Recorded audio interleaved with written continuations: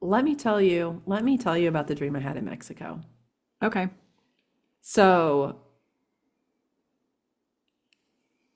I had that dream about Sheba getting washed away before the hurricane happened.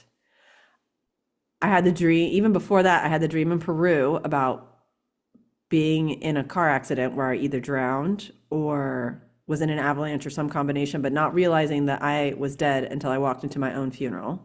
And then having that like big sadness and grief about never being able to like hug the people in my life again and connect on like a physical level, but then also realizing like I had that aha of, oh, but I'm still myself because I'm still consciousness and I can still interact with everyone else's consciousness, and then having this like big blissed out feeling. And then I had another dream about dying, which I can't remember all the details to, but it had a similar takeaway, which was I'm going to be fine even after death. And then in Mexico, it was probably the first night I was there. This is a dream I had. I had a dream and I was in an old pickup truck, like kind of an old timey pickup truck. And there was a little girl in the passenger seat next to me. And I didn't at first realize who she was, but then after I started to realize, oh, like, it's little Candy. And she never really said anything. She just sort of sat over there and kind of watched me. But I was in the driver's seat and there was like, it almost felt like a voice or an entity or a something outside the window. And we were driving, we were moving. It's like I would open the window and my hand would come off the steering wheel and my fingers would turn into the playing cards and the cards would fly out the window. Put. And I'd be like, okay. And like what I felt like was there was a part of me that wanted to get out of the truck, but I didn't know how to get out of the truck and I couldn't stop it. And the voice was like, well, look. And I looked at my hand and like it turned into the playing cards. And I was like, oh, I can like turn myself into the playing cards and I can just float out the window. Like that's one way I can get out of this car. And so this went on a few times. And then I finally, like I could see, I let go of the steering wheel and I put my hands like down on my lap and they just started turning into the cards. And like it was almost like I was disintegrating into a deck of cards and the cards went out the window. But then it was like, I don't like at some point something else happened and now I am outside of the truck, but it's like I've doubted the experience. So I'm back whole, like looking like me again, but I'm in the bed of the truck. So now I'm in the bed of the pickup truck that is still driving and little me is in the front passenger seat. And she like looks back at me kind of like you're back there, I'm up here. Who's driving this thing? And I can see that now we are headed towards an old-timey gas station. And I'm like, man, we are gonna just like bounce off the road into this gas station and bad things are gonna happen. And a part of me, like, I see what's gonna happen, and then I'm also just like, there's nothing I can do about it. So I just sort of gotta go with it. Like I can't get back in, I can't stop the truck. It is what it is. And so we slam into the gas station. And oh my God, my phone is like, we're slamming into the gas station. So we slam into the gas station and there's this huge explosion. And I feel like the instant incineration. And I know I just melted little Candy down. I just like melted myself down. Nothing about me exists anymore. And then I woke up. Oh my God. Okay, wait. I want to try something. Don't think about it. What does the truck represent? Life. Okay, don't think about it.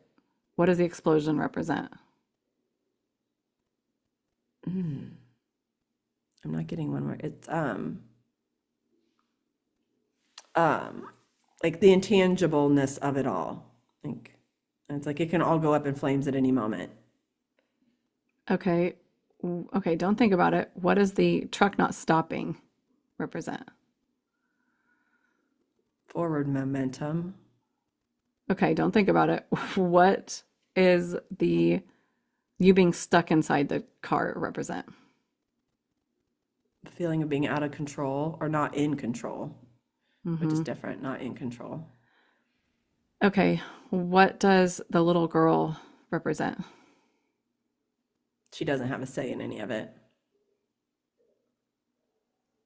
Okay, what does you turning into the cards represent? I heard evolution and experience beyond the physical.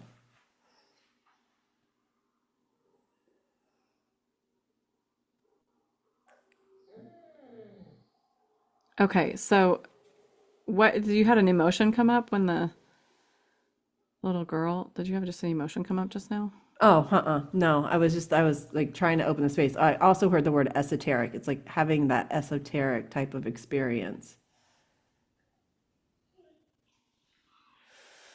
But no, So, there's no emotion around any of this. but you, okay, so I just did this one time. I did this, I don't know what book it was, but it was like you take your dream and you write it all down, and then you make a list of everything in the dream, and then you really quickly go through and be like, this represents this, this represents this. Like, I could even say, like, real quickly, what does the gas station represent?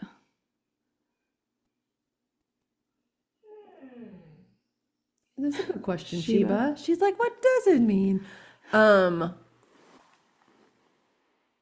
I just like I'm trying not to think about it. I'm trying to just like go with the impulses. It's like it's the fuel that drives the existence. Okay, so then if you tell the story again, you're trapped in life. You can't get out of it. It's heading like it's like on autopilot. It's just going, and you're trapped going with it until you like burn up into nothingness. And your little girl self feels like she's doesn't have any control over any of it. Yet another adult where she doesn't have control. And you have the option to get out by stepping into the esoteric, like higher level wisdom. Mm. Mm-hmm. Okay, that was just my interpretation because I thought it would be a fun activity. Yeah. But let's see what they say.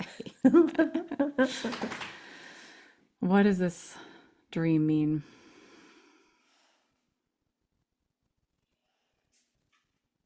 Um, they're like, we nailed it. First, they did the nose point, where like that was right, but they're kind of saying like, and they're also wanting to say, okay, I know I didn't say anything, but they're also saying is that we're not calling Candy out and being different from anyone. There's like, this is true for everyone, but it's like you could be your, like, you could step into that esoteric wisdom more than you are. Mm. You Mm-hmm. could let the little girl drive more than she is. Because there's like this Oh. energy of trying to manage it for her. Right. And she's the one that drove the car into the gas station. You weren't up there. Morbid. Yeah. But well, no, they're like, Yeah. No. she's the one that's trying to get you to let go. Back to, you Mm-hmm. had said this earlier, but it's like trying to get you to let go, like going into letting her guide you. Like we've been looking at it as, or you've been looking at it as like, oh, she's got no adults in her life to take care of her. But like at this point, she can take care of the Mm-hmm. adults. She did. She was also So, way more connected to all of that stuff too. right. So like they're kind of like, they're kind of like there's two things. It's like stepping into the esoteric wisdom, but also stepping into the little girl. It's going to have the same function Mm-hmm. because it's Mm-hmm. like you're getting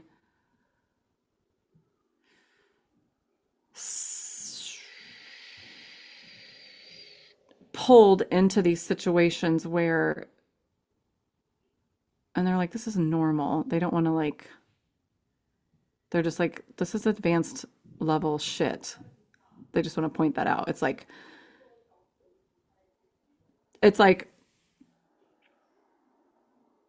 you're letting yourself get pulled into life taking you down the road instead of Mm. stepping into the little girl energy or the esoteric wisdom. Mm-hmm. Because like they're basically like this is how it is. Like people are trapped in their cars going down the life highway until they wake up, but you keep getting back in the car Mm-hmm. because there's like a fear about completely letting go. And they're like, that's what all of these experiences have been with the Bofu and the dreams and everything. It's like showing you over and over again, like just let it die because you have like this capacity for such a huge leap in this lifetime, but you keep getting back in the car. Oh my God, and all those dreams were about car accidents. Yeah, getting Oh in the my car. God. All of them. Except for the one where Sheba got swept away right before the storm happened, but that was also in the parking lot. So it's not like still wasn't far from the fucking car. Yeah. Interesting. Okay. So they're kind of like trying to help you pinpoint like in regular life, like when, like seeing when it's happening. They're like, anytime you get like, It's the shoulding. We're back yeah, to the it's the shoulding. shooting. Like Yeah, adulting in the way that adults are supposed to adult. right. And it's hard because they're like Capricorns are, I mean, I know you're not a Capricorn, but So luckily much they're like, luckily you Capricorn. have Aquarius. We have so much Capricorn. It's like they are the adults. And you're a diamond. Diamonds are the adults. Yeah. So like it's harder for people that are diamonds. It's harder for, and they're like exceptions of like the Jack of Diamonds might be more playful, but it's like you're trying to get back to the kid energy. Some people are just like their card just is kid energy or their hearts. So they're in the kid energy, but they're in the emotional turmoil of the kid energy. Not, Mm-hmm. you know what I mean? But like diamonds are just like so adulty that it's like hard for them to kind of step into. And like, so they're kind of like wanting you to let go of like protecting your inner child and more of being like, what would my inner child want right now? Like letting her lead you. They're like, you don't have to do this forever, but try it for a few weeks, especially when Mm-hmm. you get into any like contentious situations or where you're feeling really frustrated and be like, why is my inner child frustrated right now? Mm-hmm. Because they're sort of like, you you're looking at your life like, I want it to be like this. Oh God, I just was listening to something that was probably Daniel Scranton actually, saying like you can crack the energy open just a little bit by saying, I wonder like what else could be out there. Mm-hmm. Like, because when you're like, I want my life to go this direction, you're like, here's an idea, but it's like that, this or better. Like, what else could be out there Right. to open up the energy so that you're not, that's, I don't know. So, yeah, like, yeah, it's like a more of like the flow. It's still kind of going back to the flow, like, and a kind of this question of like, it'd be like if you pretended like your inner child was your own kid and like everything that the parents have to battle, they're like, what's the best school if they have that option? Um, like they're just constantly having to make decisions that they think might be best for their kids Mm-hmm. before the kids are really old enough to like choose themselves, you know. But so they're just like you could be doing that in all these different situations and it's like when you get an offering to do a new breathwork class somewhere, like you can literally step into what does she think and let her guide you because she is connected Mm-hmm. because there's like all this practicality of adulting that goes into all these decisions and like they're just like they kind of want you to like just shut it down for a couple weeks just to play with it. They're like imagine what if you just shut it down and you did no practical anything and you just let her decide. Well, we'd be having potato chips and ice cream for dinner. Maybe we'll do that. Yeah, they're like you don't Okay. have to do it with food, you could do it with like, but they're like oh you could do it with food, but it's like more like life decisions and stuff like that.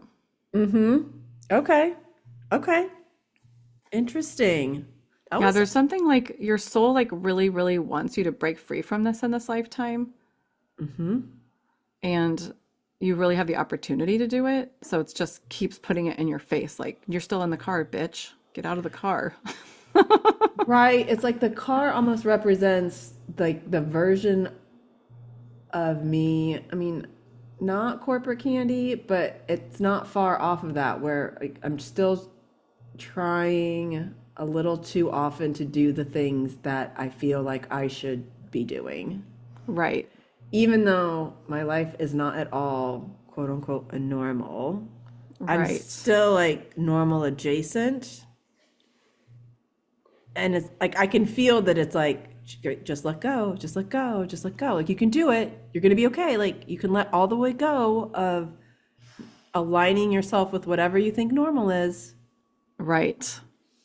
And Yeah. granted, I And know it's, that there's no normal, but it's like that, almost like that desire to not necessarily fit in, it's more blend in. And yeah. this, I think Like this you, came up from like when we were talking about like podcasting, social media stuff. It's like there's some part of me that still doesn't really want to be seen. yeah, it doesn't want to stand out. But Mm-hmm. what it is like, well, they're saying it's like, well, we're just talking about astrology all day today. Well, they're saying like for a six, because we're both sixes, it's kind of hard for cardology. Obviously, the sixes, we're both sixes. You swing one way and you sit there forever, and then you swing another way and sit there forever. And so, and because you have Aquarius balanced with Capricorn, Capricorn's like as normal as it gets, and Aquarius is like as not normal as it gets. So Mm-hmm. there's part of you that's like, if I let go too much, I'm going to be too weird. Yeah. And like, they're like, there's no chance of that happening. There's too much Capricorn still sitting in that chart. Yeah, You're going to that's be not okay. happening. And because you're a six, like it always comes into balance. Like you will Yeah. always come into balance. So they're just like, they're just like, just keep letting go, just keep noticing yourself being like shoulding and supposed toing. And when you hear yourself say should or you hear yourself say supposed to, be like, what? Ask the little girl or check in with yourself. Why am I saying I'm supposed to? Yeah, because she was super weird. And she was fine with it. So weird. She was. Oh, yeah. Little me played with Ouija boards, talked to ghosts, fucking legit talked to ghosts and stuff. Like, Yes. Well, was maybe that's just it so too. far out there. Probably didn't look it on the outside, looked super normal, but That's it. Like, yeah, I was like going to that space of mm-hmm. because they're like, then they're just flashing the telepathy tapes. This will probably come up all the time for the rest of our lives. But they're just like, the world is headed that way. So, like, there will be people like you'll be ever always going to be weird. This whole shit we're doing right now is going to be weird to someone Yeah, always. Like, correct. it True. just will be. But they're like, the consciousness is changing so much that it's, you're just going to be like a guiding force for people. Oh, what a nice share. All right. And they're going back to breath work because, sorry, they're not done. Okay. Um, because this came up in a reading we did the other day, but it was like, right now they want you to get breath work out to as many people as you can. But they're like, we just want to reiterate that that's right now. Like eventually we're gonna have our tribe of people that we're working with, and that'll be who you're working with mostly. And they'll Mm-hmm. be the ones that like they were also playing with Ouija boards as kids because I was also playing with the Ouija board as a kid. They'll keep sharing the weird. We were doing light as a feather, stiff as a board as often as Yes, we possible. were. Fuck yes, we were. Not together because we didn't know each other. No, no, but we were They're just both like, doing it simultaneously you're with our little in the groups. like tribe of those people. And so Uh-huh. it's okay to keep letting go of like buttoned up candy. But like they're also saying like, but also this candy can go to Pacers games. Mm-hmm. It's true. Like they're like they're like that is the beauty of it. Like you have such divergent interests. So they're just like up like go with that. Like allow yourself to have all of it. It's like everybody who used to tell us that we were the most normal Reiki masters they had ever had. Right. Dude, that was just in my head. Mm-hmm. Did you extract that from my brain? No, I'm sure Maybe. they could give it to you. Okay. All right. This was good. Yeah, so they're It's just like, what is candy? Like, and ask her, be like, what is candy? Like, what are all the things she loves? And just, I'm getting the chills. Like, write it all down. Like, do a journal and just write down everything that you love. And do all the shit you loved as a kid, because this is literally something everyone should do. Write down everything you loved as a kid. Because, like, I was thinking about, I'm getting a bicycle.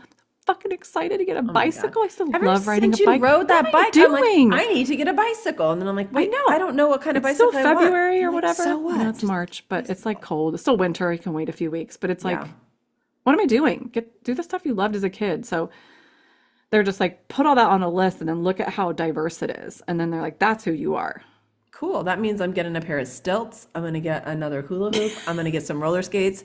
And I'm going to get a jump rope again. Because those are all things I loved as a kid. You fucking loved walking on stilts. Oh, yeah, Oh my God. I kind stilts. of remember that. Oh, that's awesome. But yeah, I definitely have to get a bicycle too.